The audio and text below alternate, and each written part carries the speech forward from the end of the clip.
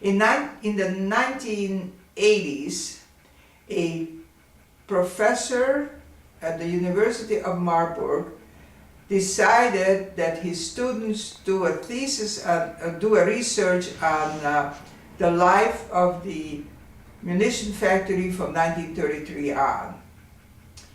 And as this research progressed, they discovered a tremendous amount of documents about us.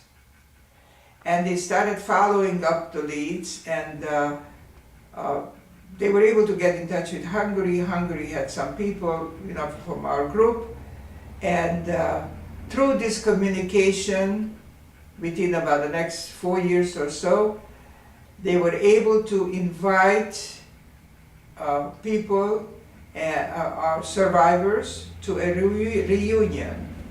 And in 1990, from 16 countries, 350 of us came. And they had a week of remembering. The most commendable reception was given by a church group who welcomed us with open arms, and they really extended their help and assistance in every possible way, from housing to dinners to programs. And it was, like I said, a whole week of remembering. There were a lot of discussions about different issues, a lot of memorabilia, and then they took us on a tour to the old factory, which ironically now manufactures Ferrero Rocher, the delicious chocolate. But in some sections we could still see the pipes. That was untouched. And now I have to throw in something very strange. At the time when we were moved out of Allendorf, the factory remained intact. The German people were busy caring for themselves, and it was totally neglected. So what happened? The roof, the area got damaged, and water kept washing the chemical underground. 50 years later, they were discovering that the cattle was dying on the field, and they couldn't figure out why. And then the following spring or whatever, soon after, 5 very healthy farm girls died. Now that already became a big issue, and they did extensive research, and the result was that the chemicals that the rain washed underground, it took 50 years to go deep down into the ground and resurface. And when it resurfaced in the form of grass and water, that's where the damage came. So it cost the government 130 million euros to hire the top scientists and genealogists and so forth. Not what are the ones who dig up the dirt? Yeah. Whatever. The top people to find out how they can control the spread of the poison.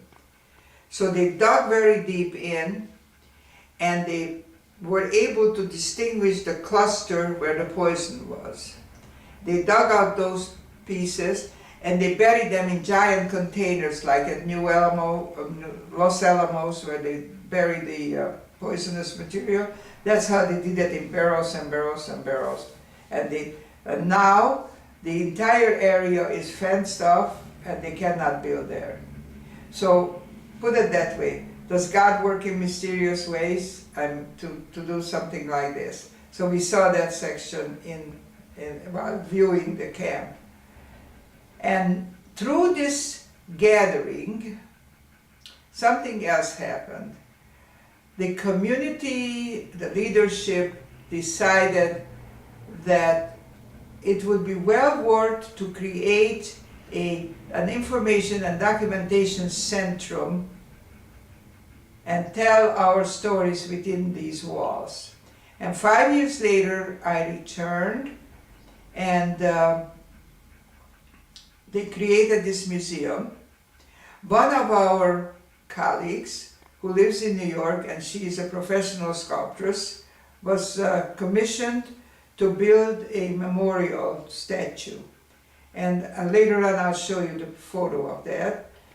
It's two women holding up the bomb and kind of bent over, and one is looking up in the sky for hope. It's a very impressionable statue. It's taller than a person, and that sits in the front of the entrance. And one room is allocated exclusively for us 1,000 women, and it shows the layout of the camp. And what they did, something very exclusive.